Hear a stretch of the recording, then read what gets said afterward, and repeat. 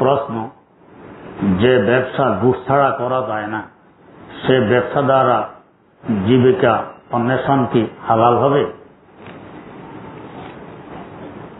ঘুষ দেওয়াও হারাম, নেওয়াও হারাম। হ্যাঁ, যদি আমার হক আমি ঘুষ দেওয়া ছাড়া উদ্ধার করতে না পারি তখন ঘুষ দিলে দেয়া গুনাহ হবে না, যে নিবে সে গুনাহগার হবে সর্ব অবস্থায়। তবে এরপরে ব্যবসা যদি হালাল পন্থায় হয় তো ওই ব্যবসার আয় আমার জন্য হারাম হবে না, এটা হালালই থাকবে। প্রশ্ন, যাদের সাথে হুরমতে মুসাহারাত সাব্যস্ত হয়েছে তাদের সাথে কি দেখা করা যাবে এবং তাদের উসুল ও পুরুষ সাথে দেখা করা যাবে? উত্তর, জিনা যাবে না।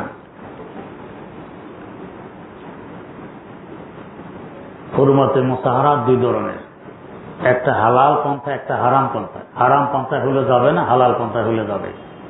প্রশ্ন, আমি গর্ভাবস্থায় থাকার সময় নিয়ত করেছি বাচ্চা হলে রোজা রাখবো, এখন রোজা রাখলে বাচ্চার খাবারের সমস্যা হতে পারে, তাই বাচ্চা একটু বড় হলে রোজা রাখতে পারবো? উত্তর, জি পারবেন। প্রশ্ন, বিদেশ যাওয়ার জন্য আগে টিকিট করেছিলাম, হঠাৎ যদি স্বামী মারা যায় সেক্ষেত্রে ইদ্যত পালন না করে বিদেশ যাওয়া যাবে? উত্তর, জি না, যাবে না। ইদ্যত পালন করা ফরজ, ইদ্যত পালন করে এরপর যেতে হবে। প্রশ্ন, কেউ যদি আমার নামে গীবত করে তাহলে কি আমি তার কোনো প্রতিবাদ করব নাকি চুপ থাকবো? এক্ষেত্রে আমার করণীয় কি? উত্তর, যদি তাকে বারণ করতে পারেন তো তাকে বারণ করবেন, আর না পারলে চুপ থাকেন, তার জন্য মনে মনে ক্ষমা চাইবেন, না হয়তো সে বড় গুনাহগার হয়ে যাবে। প্রশ্ন, আসর থেকে মাগরিব পর্যন্ত নফল নামাজ পড়া মাকরুহ, এই পুরো সময়ে কারাহাতের মান সমান নাকি প্রথম দিকে আর শেষ দিকে কোনো কম বেশি আছে? বিস্তারিত জানালে উপকৃত হব। উত্তর, জি কম বেশি আছে। সূর্য লাল হওয়ার আগ পর্যন্ত, সূর্যের তাপ যখন কমে যায়, সূর্যের দিকে তাকানো যায়, এর আগ পর্যন্ত পড়লে মাকরুহে তানজিহি, আর সূর্যের দিকে তাকানো যখন সম্ভব হয় এরপরে পড়লে মাকরুহে তাহারিমি হয়।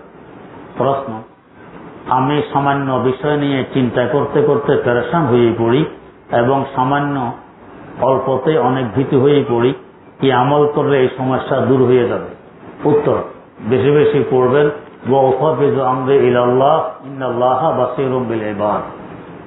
প্রশ্ন, বাড়িওয়ালা ফজরের নামাজের সময় তার বাড়ির গেট খুলতে চায় না, এমত অবস্থায় ফজরের নামাজ জামাতের সহিত আদায় করতে পারি না, আমি যদি বাসায় বসে নামাজ আদায় করি তাহলে কি আমার নামাজ হবে, বা যদি হয় তাহলে কি আমি জামাতের সমপরিমাণ সওয়াব পাবো? উত্তর, বাসায় বসে দুই অর্থ হইতে পারে। এক হলো যে বাসায় আরো যারা আছে ওদেরকে নিয়ে জমাত করছেন, তাহলে জমাতের সওয়াব হবে, মসজিদের যে একটা ভিন্ন সওয়াব আছে এটা হবে না। আর যদি মনে করেন মসজিদের পাশে বাসা, ইমামের সূরা কেরাত তাকবীর শোনা যায়, ইমামের সাথে আমিও সবকিছু করতেছি, এভাবে হইলে আপনার এক কাদা সহি হবে না, ঠিক হবে না। প্রশ্ন, ওয়াকফকৃত পাঞ্জেগানা মসজিদে এতেকাফ করা জরুরি কিনা? উত্তর, জি জরুরি। প্রশ্ন, পাশে মসজিদ থাকা অবস্থায় কোন বিল্ডিং বা ফ্ল্যাটের নিচে জুমার নামাজ আদায় হবে কি? উত্তর, যদি এখানে জনসাধারণের প্রবেশ অধিকার থাকে, নিষেধাজ্ঞা আরোপ করা না হয়, তাহলে জুমার নামাজ আদায় করা যাবে, তবে মসজিদের ফজিলত পাওয়া যাবে না। প্রশ্ন, কোন মসজিদে ইমাম সাহেব ও মুয়াজ্জিন সাহেব জামাতের সাথে নামাজ শেষ করলে আমি কি 2-3 জন নিয়ে জামাত করে নামাজ পড়তে পারবো? উত্তর, যেহেতু এই মসজিদে ইমাম মুয়াজ্জিন নির্ধারিত আছে, নির্দিষ্ট সময়ে জামাত হয়ে গেছে, এখন আর দ্বিতীয় জামাত করা যাবে না, করলে মাকরুহে তাহারিমি হবে। প্রশ্ন, আবু জাহাল কি নবীজি সাল্লাল্লাহু আলাইহি ওয়াসাল্লামের আপন চাচা ছিলেন? উত্তর, জি না, আপন চাচা ছিলেন না। প্রশ্ন, নামাজ পড়া অবস্থায় মাঝে মাঝে আমার শরীর চুলকায়, ফলে আমি হাত দিয়ে শরীরের বিভিন্ন অঙ্গ চুলকিয়ে থাকি, এতে আমার নামাজ কি ফাসেদ হয়ে যাবে? জানালে উপকৃত হব।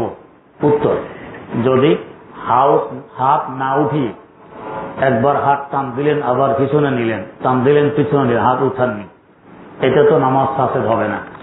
আর যদি হাত উঠাই বারবার চুলকান, একবার চুলকাই উঠাইলেন আবার চুলকাইলেন, তাহলে 3 বার সুবহান রাব্বিয়াল আলা পড়তে যতক্ষণ সময় লাগে এর ভিতরে যদি 3 বার চুলকান হাত উঠিয়ে, তো তাহলে নামাজ নষ্ট হয়ে যাবে। প্রশ্ন, মদ খেলে তো 40 দিন মুখ নাপাক থাকে, তবে ওই অবস্থায় কোরআন শরীফ পড়লে কি সওয়াব হবে? মদ খাওয়ার পরে 40 দিন মুখ নাপাক থাকে, এই কথাটি সঠিক নয়। মদ নাপাক যখন খাইলেন তখন নাপাক, এরপরে পানি খেয়েছেন কিংবা কুলি করেছেন, এখন আর মুখ নাপাক রয়নি, কোরআন শরীফও পড়তে পারবেন, নামাজও পড়তে পারবেন, মদের গুনাহ ভিন্ন হবে। প্রশ্ন, মদ খাওয়ার পর মুখ নাপাক থাকাকালীন সকল ইবাদত কি করা যাবে? উত্তর, কুলি করলে পানি খেলে মুখ আর নাপাক থাকবে না, এখন ইবাদত করা যাবে। প্রশ্ন, মদ খাওয়ার পর তওবা করলে কি গুনাহ মাফ হয়ে যাবে? হ্যাঁ, যদি খালেস নিয়তে তওবা করা হয় আশা করি মাফ হয়ে যাবে।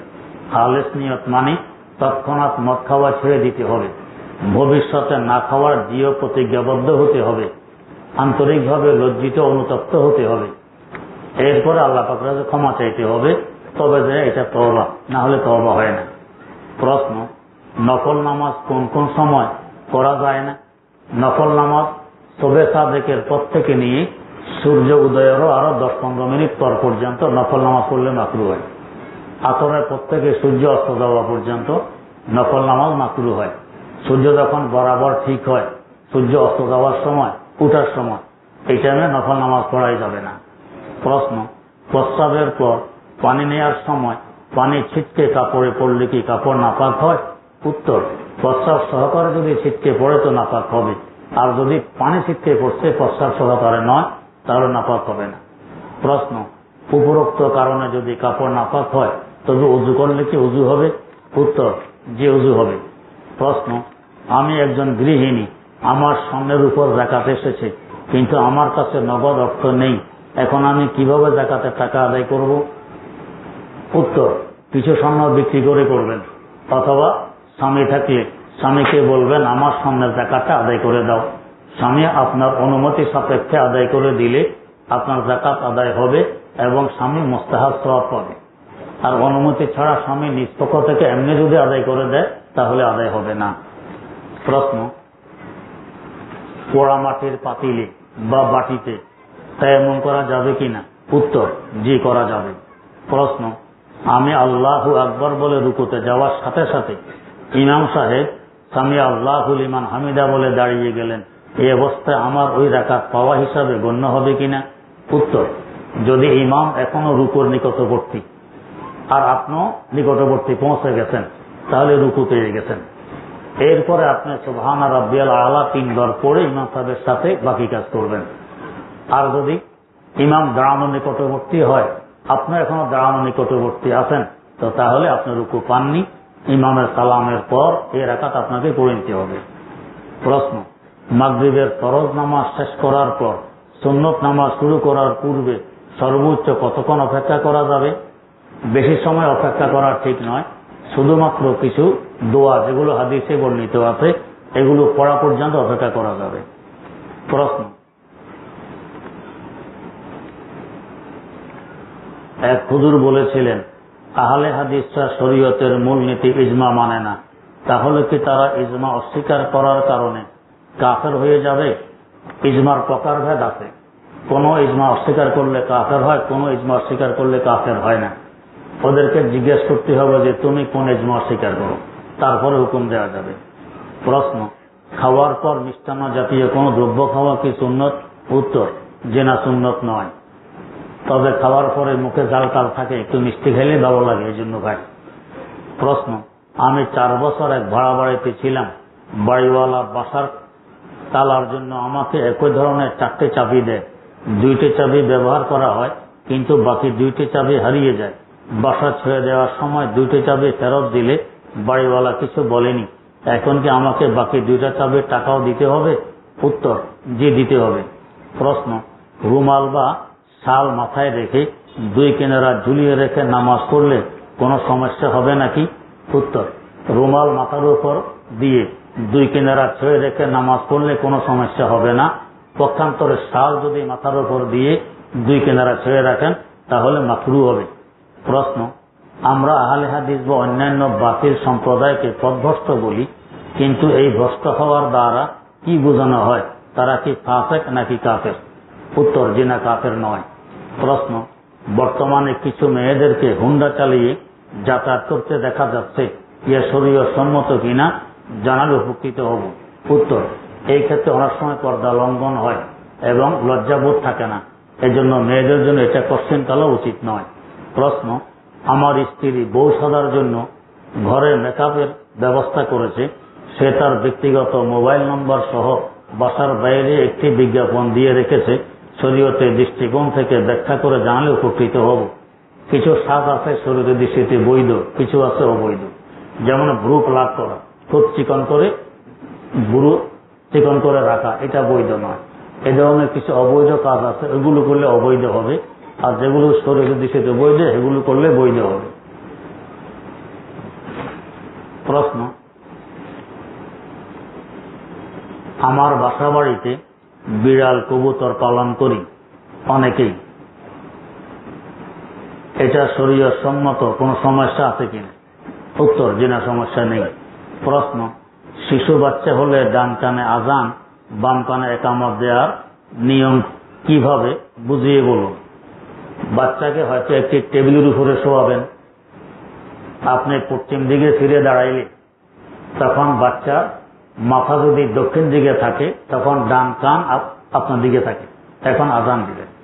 এরপরে বাচ্চাকে আবার উত্তর দিকে মাথা দিয়ে শোয়াবেন, বাম কান আপনার দিকে হবে, এখন বাম কানে একামত দিবেন। অথবা টেবিল না থাকলে কোলেই নিবেন, হাতের উপরে বর করে রাখলেন, প্রথমে মাথা থাকবে দক্ষিণ দিকে, আজান দিবেন, এরপর আবার মাথা দিবেন উত্তর দিকে, তখন একামত দিবেন। প্রশ্ন, মিরপুর 1 নম্বর থাকি, বাড়ি যাওয়ার পথে সদরঘাট নামাজ পড়লে কি কসর পড়বো নাকি পুরা পড়ব? সদরঘাট যদি লঞ্চ এখনো নদীর ঘাটের সাথে লেগে থাকে পুরা পড়বেন, যখন ঘাট থেকে সরে যাবে, লঞ্চ ছেড়ে দিয়েছে, তখন কসর করবেন, পুরা পড়বেন না। প্রশ্ন, ইমামের পেছনে নামাজ আদায় করলে রুকু থেকে উঠার সময় রব্বানা লাকাল হামদ বলবো নাকি সোজা হয়ে দাঁড়িয়ে বলবো? ইমাম যখন সামি আল্লাহু লিমান হামিদা বলবেন, এরপরে আপনি রব্বানা লাকাল হামদ বলবেন। প্রশ্ন, তাহাজ্জুদ নামাজ সুন্নত নাকি নফল? তাহাজ্জুদ নামাজ নফল বললেও সমস্যা নেই, সুন্নত বললেও সমস্যা নেই। আপনি নিয়তের সময় বলবেন আমি 2 রাকাত তাহাজ্জুদ পড়তেছি, এতেই হয়ে যাবে। প্রশ্ন, এশরাকের নামাজের সময় কতক্ষণ থাকে? উত্তর, সূর্য বরাবর মাথার উপর ঠিক হওয়ার আগ পর্যন্ত থাকে। প্রশ্ন, দুপুরের কোন সময়টুকু নামাজ পড়া নিষেধ? যে সময়ে সূর্যের পশ্চিম কিনারা একদম বরাবর উপরে আসে, এরপরে পূর্ব কিনারা বরাবর রেখা অতিক্রম করে, এটা 3 মিনিট সময় লাগে না, আরো কম লাগে, এই সময়টা নামাজ পড়া নিষেধ। ধরুন উত্তর দক্ষিণে আপনার মাথা বরাবর একটা রেখা টানবেন, সূর্য পশ্চিম দিকে যাচ্ছে, সূর্যের পশ্চিম কিনারা এই রেখায় ছুঁয়ে ফেলছে, এখন থেকে নামাজ পড়া নিষেধ এসে গেছে। সূর্য পশ্চিম দিকে যেতে যেতে পূর্ব কিনারা এই রেখা অতিক্রম করেছে, এর আগ পর্যন্ত নামাজ পড়া নিষেধ। প্রশ্ন, সূর্য উদয়ের 3 মিনিট বাকি থাকলে ফজরের নামাজ আগে 2 রাকাত ফরজ নামাজ পড়া যাবে? 2 রাকাত ফরজ, 3 মিনিট থেকে 2 রাকাত নামাজ পড়তে পারবেন, 2 রাকাত পড়ে নেবেন। প্রশ্ন, অফিসের কোন কাজের জন্য কোন নির্দিষ্ট জায়গায় রিক্সা যাওয়ার অনুমতি আছে? রিক্সায় না গিয়ে বাসে গিয়ে টাকা বাঁচলে সেই টাকা ব্যবহার করা যাবে? উত্তর, যে না, যাবে না, ওটা আবার অফিসকে ফেরত দিতে হবে। প্রশ্ন, মুখে জিকির করতে করতে ক্লান্ত হয়ে গেলে দিলে জিকির করলে কি তার সওয়াব ও প্রভাব পাওয়া যাবে? ইনশাআল্লাহ পাওয়া যাবে। প্রশ্ন, একজন হানাফি মাযহাবের মানুষ যদি রফে আদান করে তাতে কি কোনো গুনাহ বা দোষ হবে? উত্তর, অনুত্তম হবে, রফে আদান করা অনুত্তম। কারণ ইসলামের শুরুর দিকে রফে আদান ছিল, রাসূল আকরাম সাল্লাল্লাহু আলাইহি ওয়াসাল্লাম শেষ দিকে এসে রফে আদান করেননি। যেমন রফে আদান মানে রুকুতে যাওয়ার সময় হাত উঠানো, এই হাদিসটি বর্ণনা করেছেন হযরত আব্দুল্লাহ ইবনে ওমর রাদিয়াল্লাহু তাআলা আনহু। তার ছাত্র ইমাম মুজাহিদ ইমামুত তাফসীর তিনি বলেন যে আমি আমার উস্তাদের সাথে দীর্ঘ 10 বছর ছিলাম, 10 বছরে কখনো তাকে রুকুতে যাইতে হাত তুলতে দেখিনি। তো অথচ বর্ণনা তিনি করতেছেন হাত উঠান না, তার কারণ ইসলামের শুরুর দিকে যে হাত উঠানো হইতো ওইটা বর্ণনা করতেন।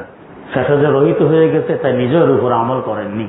প্রশ্ন, নজরের হেফাজতের জন্য দোয়া ইউনুস 360 বার পড়ার সময় অন্য কোন বিপদ মুক্তির নিয়ত একসাথে করা যাবে কি?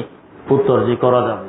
প্রশ্ন, 4 নিয়ত তওবা, শুকরিয়া, হাজত, ইস্তেগফার 2 রাকাত পড়ার চেয়ে এক নিয়তে পড়লে কি ফায়দা বেশি হবে?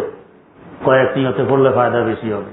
প্রশ্ন, কবর জিয়ারত করার সময় সূরা ফাতিহা 1 বার, সূরা ইখলাস 3 বার, সূরা তাকাসুর পড়তে বলা হয়, এটা কি হাদিস দ্বারা প্রমাণিত? যদি না হয় তাহলে পড়ব কেন?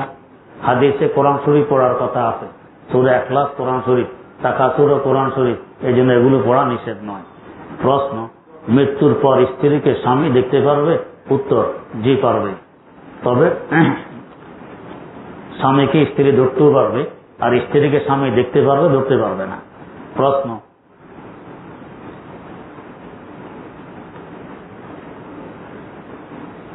একজন বক্তা বলেছেন আল্লাহ রাব্বুল আলামিন নাকি রাসূল সাল্লাল্লাহু আলাইহি ওয়াসাল্লামকে লিখতে শেখান নাই। তাহলে আমি আলেমদের মুখে শুনেছি বিভিন্ন সময় বিভিন্ন রাষ্ট্রের প্রধানদের কাছে চিঠি লিখেছেন। তাহলে ওই বক্তার কথা কতটুকু সত্য? বক্তার কথা সত্য, চিঠি নিজ হাতে লিখেছেন একথা নেই। প্রশ্ন, অনেক ইমামকে দেখা যায় আরবি খুতবা দেওয়ার সময় হাতে লাঠি নেয়, এটা নেয়া কি সুন্নত? লাঠি নেয়া ভালো, তবে নেয়াকে যদি জরুরি মনে করে তাহলে না নেয়া ভালো। প্রশ্ন, আমি আমার পরিবারকে না জানিয়ে একটি মেয়েকে বিবাহ করি, কিন্তু এখন আমি আমার পরিবারকে জানিয়ে কি সেই মেয়েকে দ্বিতীয়বার বিবাহ করতে পারবো? বিবাহ তো হয়ে গেছে, তবে ফিতনা থেকে বাঁচার জন্য যদি চান তো দ্বিতীয়বার করতে পারেন, এটা বিবাহ হবে না, বিবাহ একবারে হয়ে গেছে। প্রশ্ন, এই সপ্তাহে বোর্ড পরীক্ষা শুরু হবে, দোয়া করি আল্লাহ পাক সারা দেশের সকল ছাত্রদেরকে ভালো নম্বরের সাথে কামিয়াব করুন। প্রশ্ন, ইমাম সাহেবকে রুকুতে পেয়েছি কিন্তু 3 বার রুকুর তাসবিহ পড়ার সময় পাইনি, এই ক্ষেত্রে কি উক্ত রাকাত সম্পূর্ণ হয়েছে? যে উক্ত রাকাত সম্পূর্ণ হয়েছে। প্রশ্ন, আমাকে বাসা থেকে প্রতিদিন যে পরিমাণ বাস ভাড়া দেয় সেখান থেকে টাকা বাঁচার কোনো উপায় নেই, কিন্তু আমি মাঝে মধ্যে হেঁটে যাতায়াত করি, যার ফলে টাকা কিছুটা সেভ হয়। এই বেঁচে যাওয়া টাকার ব্যাপারে কি বাসায় জানানো আবশ্যক? উত্তর, যদি আপনাকে টাকা মালিক বানিয়ে দিয়ে দেয়া হয় তো তাহলে আপনার ইচ্ছা, হেঁটে যান আর বাসে যান, টাকা খান কিংবা যা ইচ্ছা তা করেন। আর যদি মালিক বানিয়ে না দেয়া হয় তাহলে আপনার আব্বাই মালিক, আব্বাকে জানাইতে হবে। প্রশ্ন, যদি 2-1 ফোঁটা প্রস্রাব বেরিয়ে যায় এবং ফোঁটা যদি পরবর্তীতে শুকিয়ে যায়, এই ক্ষেত্রে শরীয়তে ওযু করে নামাজ পড়া যাবে নাকি লজ্জাস্থান ধৌত করা আবশ্যক? উত্তর, যে জায়গা দিয়ে প্রস্রাব বের হয় যদি এই জায়গা থেকে অতিক্রম না করে তাহলে না ধুলেও চলবে, আর যদি জায়গা থেকে অতিক্রম করে আশপাশে লেগে যায় তাহলে দোয়া লাগবে।